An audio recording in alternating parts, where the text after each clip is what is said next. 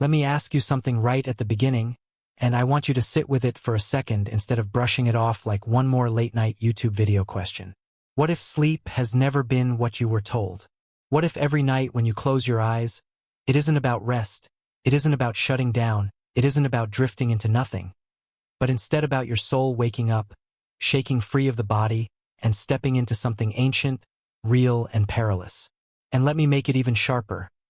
If that's true, and if you've spent 60+ years going to bed without realizing what you were actually walking into, how much of your life has been lived with one eye closed to the truth? You've felt it before. You've laid down after a long day, your body heavy, your breath slowing, and then just as you drifted, you felt it. That strange tug, that falling sensation, that sudden jolt back awake. You probably told yourself it was nothing, a nerve misfiring, a dream glitch. But what if it wasn't? What if that was your soul being yanked back by the silver thread that ties you to this body? A cord that stretches but never breaks unless you weaken it yourself. They told you sleep is maintenance, biology, just the brain recharging like a machine. But deep down you've always known better. You've woken with dreams so vivid they stuck for days. You've had nights where you got 8 hours but woke more exhausted than before. You've carried emotions from dreams into your mornings that had no logical explanation. That's not biology. That's not random. That's your soul living a second life behind your eyelids. And the tragedy is you were never taught to pay attention. Why do you think ancient people across continents, Egyptians, Tibetans, indigenous tribes, treated sleep like ritual, with prayer, with preparation, with intention? Why did they speak of a cord, of journeys, of guardians and predators, long before science had words like REM or hypnagogic? They weren't primitive. They were protectors of a knowledge we've been tricked into forgetting. And now here you are, decades into a life of labor and responsibility, maybe proud of what you've built, maybe tired from what you've endured, but still carrying that question you don't say out loud. Is this all there is? That question isn't just born in the daylight. It comes from what your soul has seen at night. You've walked through gates without realizing they were gates. You've stumbled into realms where thought shapes reality and emotion feeds entities, but you came back blind to what really happened. Doesn't that make you a little angry? Doesn't it spark some resistance in you, knowing that you were robbed of instruction, that no one told you the rules of the most sacred game you play every single night? That's why Thoth, the old Egyptian master of wisdom, spoke about it with such urgency. He didn't dress it up as poetry. He warned. He said sleep is a gate, and the moment your eyes shut, you stand at a threshold. Walk through with awareness and you find initiation, memory, healing. Walk through blind and you risk being tossed around by forces you'll never understand. And here's where I want to draw you in closer, because I know you've been through a lifetime of people selling you cheap answers, easy spirituality, quick fixes. This isn't that. This is older than the Bible, older than the Constitution, older than all the machines that tell you they know better than your own soul. This is about noticing the moment, the one right before you fall under. Think about last night. That melting heaviness of your arms and legs, the way sound started to fade, the way time seemed to pause. That isn't unconsciousness. That's transition. That's the veil Thoth described. And behind that veil, the soul begins to lift like vapor, still tethered but already gone. Awareness hanging just long enough for you to notice before it drifts completely. You might remember fragments of it.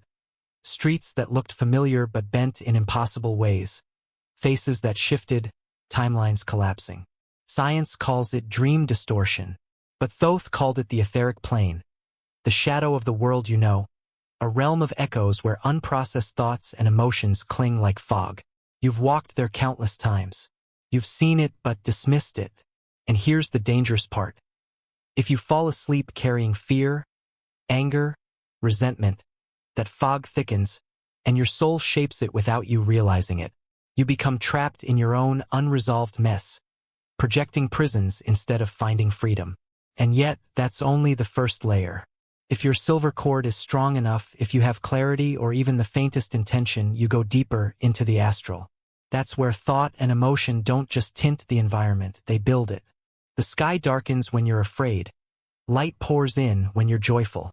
You know that dream where you were chased, where you were falling, where the world warped into chaos. That wasn't your subconscious throwing static. That was interference. That was something using your own fear as currency. And if that makes you uneasy, good. It should. Because uneasiness is the beginning of awareness, and awareness is your first shield. Thoth wasn't warning you because he wanted to scare you. He wanted to prepare you, to make you remember that you aren't powerless in these realms. In fact, you're more powerful there than here if you only stop acting like a passenger. Think of it this way. Every night, your soul untethers and steps into a system, a structure, a code. But if you never learned the code, if you never trained, you're at the mercy of whoever or whatever knows how to manipulate it. Isn't that exactly the same problem you've seen in waking life? Systems built to distract, to drain, to keep people docile. It's not an accident it works the same way at night. But here's where your age becomes your advantage. You've lived long enough to see cycles repeat. You know when something doesn't add up. You can smell deception. And that instinct, that hard-earned skepticism, that's exactly what protects you when your soul drifts. The forces that feed on fear thrive on ignorance. The moment you recognize not every figure in your dream is yours, not every scenario is harmless, they lose some of their grip. That's why recalling dreams isn't silly. It's survival. That's why setting intention isn't childish. It's strategy. Let me press you here. Have you ever woken up with a heaviness that wasn't from age, that wasn't from work, but from something you couldn't name? Have you ever carried a mood all day that made no sense, a dread or sorrow you couldn't trace? That's residue. That's evidence that your soul was touched, drained, or tested in the night. And if you've ignored it, if you've brushed it off as nothing, then you've been letting the most important part of your life slip by unnoticed. Doesn't that sting? Doesn't it make you want to fight back a little, to reclaim what's yours? Because it is yours. Thoth said it plain. Sleep is not silence. It's not escape.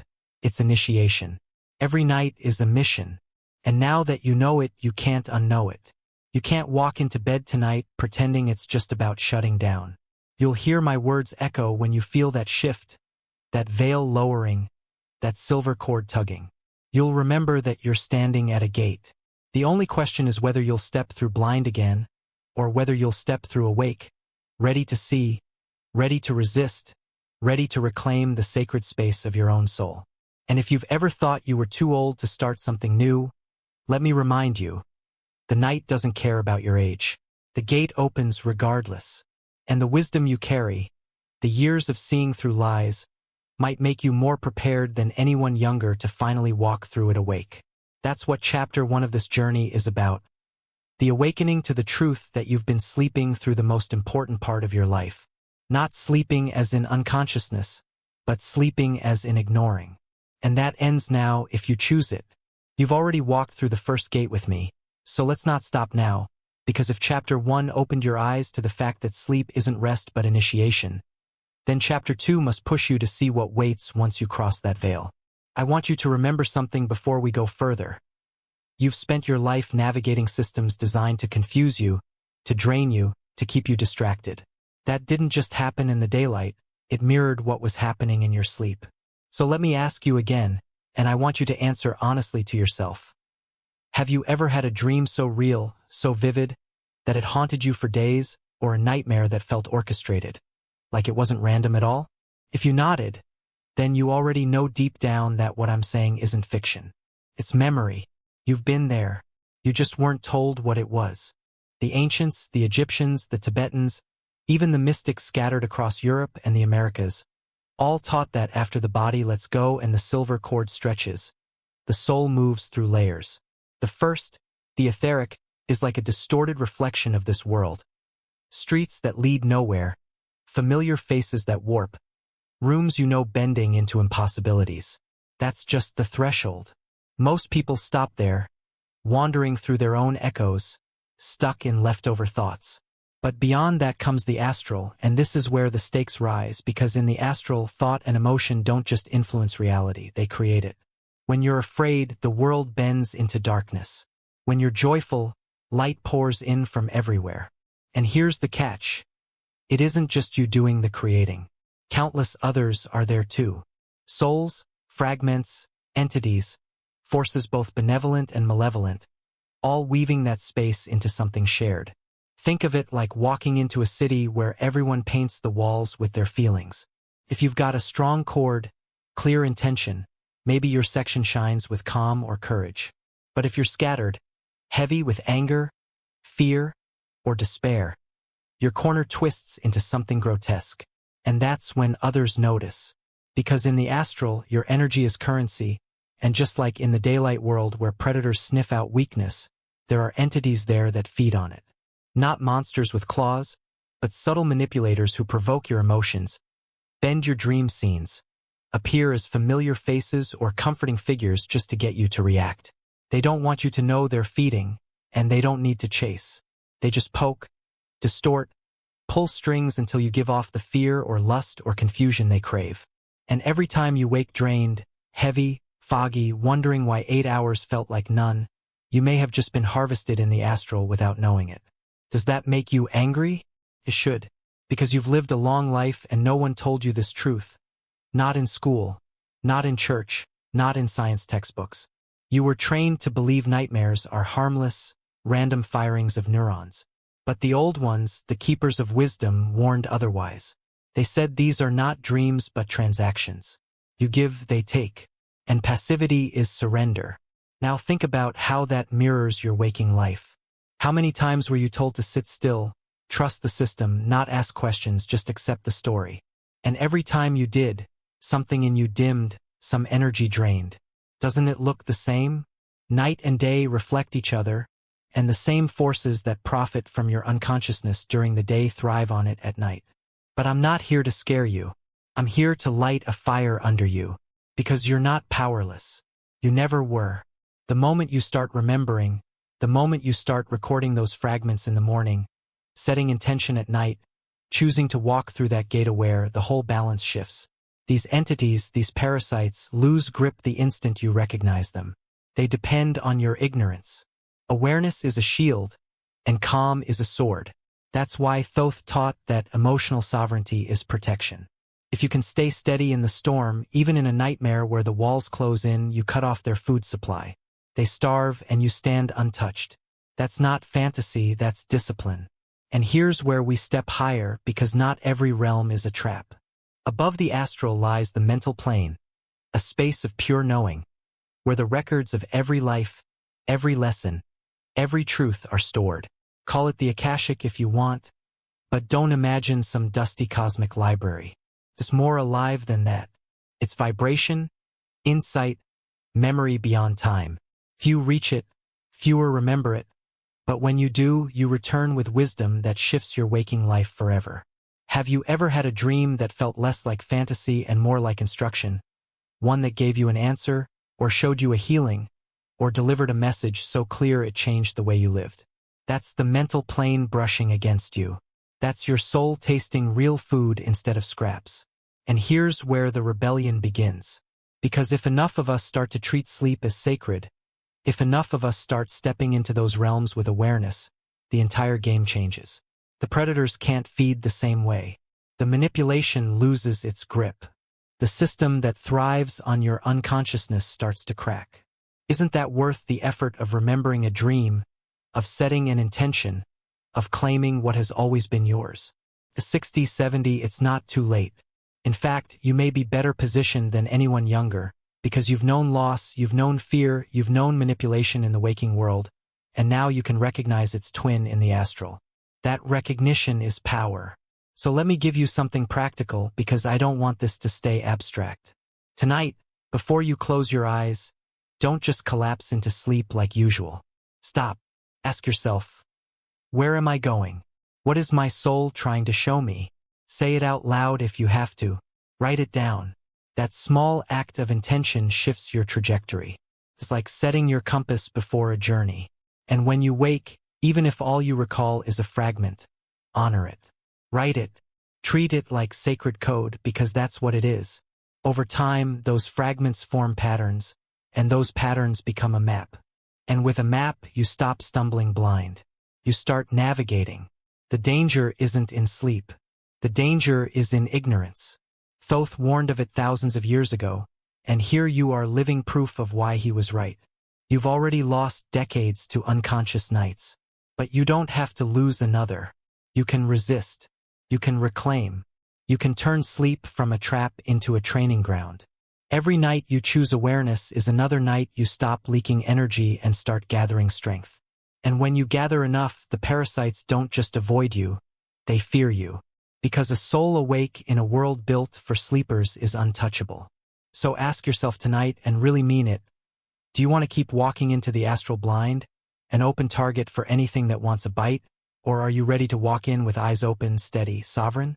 The gate opens no matter what. You can't avoid it, but you can choose how you step through. And once you make that choice, once you claim that space, nothing, not fear, not confusion, not manipulation, can own you again.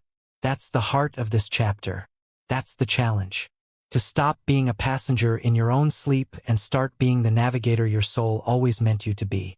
And if you feel even the smallest spark of defiance right now, the urge to push back against being used, drained, manipulated, then you're ready. Ready to remember, ready to reclaim, ready to resist. And the night is waiting. You've come with me through the first two gates, and now it's time to step into the part most people never reach, because this is where awareness flips everything upside down. If the first lesson was realizing that sleep is not rest but initiation, and the second was confronting the fact that there are real dangers in the astral for those who wander blind, then chapter 3 is about claiming the power that's been hidden from you all along, the ability not just to drift through dreams, but to awaken inside them, to become lucid, to step out of being a pawn and become a participant. I want to ask you something that might sound familiar.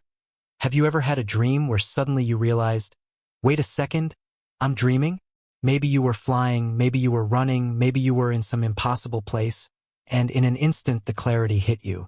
For a moment it felt electric, sharper than waking life. Do you remember how alive that felt? Like the air was buzzing, like everything was under your fingertips? That was a glimpse of lucidity, and it wasn't random. That was your soul banging on the walls, begging you to notice. Most people shrug those moments off. They think it's novelty, a quirk of the brain, something to brag about at breakfast and then forget. But Thoth and the ancient initiates didn't treat lucidity as a novelty. They treated it as the highest test. Could you remember who you were while surrounded by illusions? Could you stand in the middle of the dream and not lose yourself in fantasy or fear? That was initiation. And the tragedy is we've turned it into entertainment when it was meant to be empowerment. Think about it this way. When you're lucid, the rules of waking life vanish. Gravity bends, time dissolves, walls fall away. You realize that thought and emotion aren't suggestions. They're commands. You think of light, and light appears. You feel fear, and the whole scene shifts dark. The environment becomes a mirror, showing you your inner state without filters. For a man who's lived 60 years in this world, carrying wounds and regrets and questions, imagine what that means.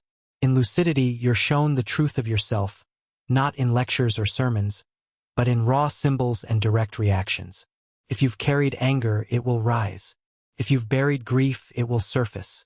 If you've longed for freedom, it will spread its wings. And the choice in that moment is whether you run from what you see, or face it, heal it, integrate it. That's why lucidity was sacred, because it isn't about indulging every fantasy. It's about finding out where you're free and where you're still chained. Now let me push you, because I know you've seen plenty of distractions in your life. You know how easy it is to waste time chasing pleasure, chasing escape. The same trap exists in the lucid state. You become aware, and suddenly the temptation is to fly, to summon lovers, to bend the world to your whim. And sure, it feels good for a while, but that's not awakening, that's another loop. That's the lower astral tricking you into wasting the most powerful tool you've ever been given. Thoth warned about this too. He said the astral is littered with mirrors, reflections of desire, lures designed to keep you distracted. If you stop there, you come back unchanged. But if you push through, if you use lucidity not to indulge but to question, to seek, to demand truth, something incredible happens. The environment shifts, and you rise into higher planes, the temples of light, the halls of knowledge, the places where real wisdom lives. Have you ever woken from a dream with a phrase that wouldn't leave you alone? An image that felt like more than imagination? A presence that felt protective? That wasn't random. That was contact. That was you brushing against guides, teachers, guardians who wait for you to step into awareness so they can speak directly. They can't reach the sleeper, only the dreamer who remembers. And that's where you come in now, because if you've lived this long without realizing what's been happening, then every lucid moment you cultivate from here on out is 10 times more valuable. You're not wasting decades. You're condensing wisdom into the years you have. That's not loss, that's acceleration. So how do you start? Not by wishing, not by luck, but by treating your nights with the same seriousness you treat your health or your family. Before bed, you set intention. Not a vague, I hope I dream, but a clear call. Tonight I awaken. Tonight I remember. Write it down. Speak it aloud. Plant a symbol in your mind. A door, a mirror, a phrase, and tell your subconscious, show me this when I am dreaming. That becomes your trigger. And when you see it, when the recognition clicks, don't rush. Breathe. Look around. Feel the ground. Let the lucidity deepen. And then ask. Ask for guidance. Ask to face what needs healing. Ask to see what your soul is trying to tell you. That act alone separates you from the countless sleepers who waste their nights wandering. You might be thinking, why does this matter now at my age after all I've seen? It matters because the soul doesn't clock out when the body gets older. It matters because the system that profits from your unconsciousness doesn't care if you're 20 or 60. And it matters because every time you awaken in the dream, you chip away at the hold those forces have on you and on everyone around you. Imagine what would happen if even a fraction of people your age, people with wisdom and backbone, started treating sleep as sacred, started remembering their dreams, started resisting manipulation in the astral the same way they resist lies in the waking world. The whole game would shift. And that's exactly why this knowledge was hidden. They didn't want you to know how powerful you are at night. Let me ground this in something personal, because this isn't philosophy, it's practice. Have you ever had a recurring dream? One that keeps showing up year after year? Maybe you're back in your childhood home. Maybe you're being chased. Maybe you're trying to reach someone and never can. That repetition isn't coincidence. That's a message waiting for you to wake up inside it. When you become lucid in a recurring dream, you finally get to turn around, to face the thing chasing you, to open the door you never could, to ask the figure why it's there. And when you do, the whole script changes. That's how healing happens. That's how integration begins. And it doesn't stay in the dream. Carries into your waking life. You wake with clarity, with weight lifted, with direction you didn't have before.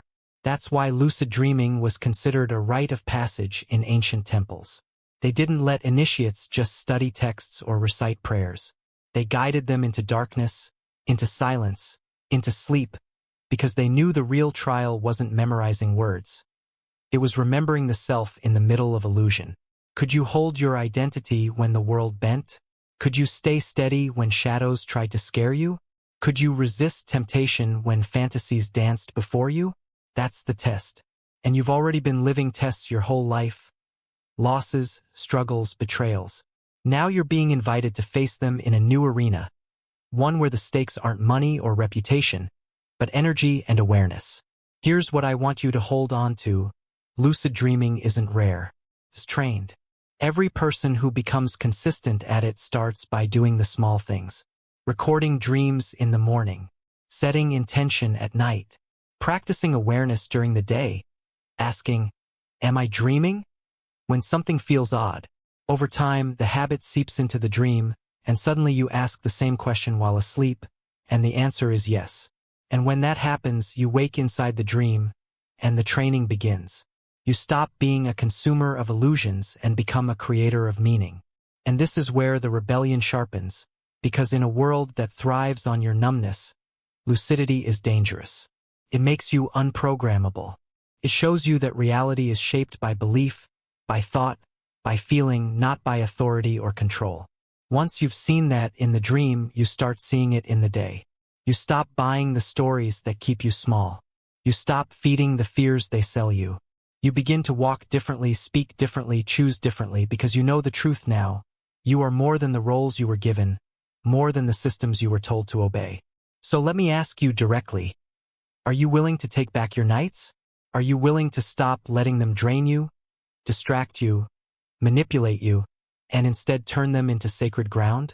Because the choice is yours. Every night the gate opens. Every night the silver cord stretches. Every night the astral fills with voices and forces.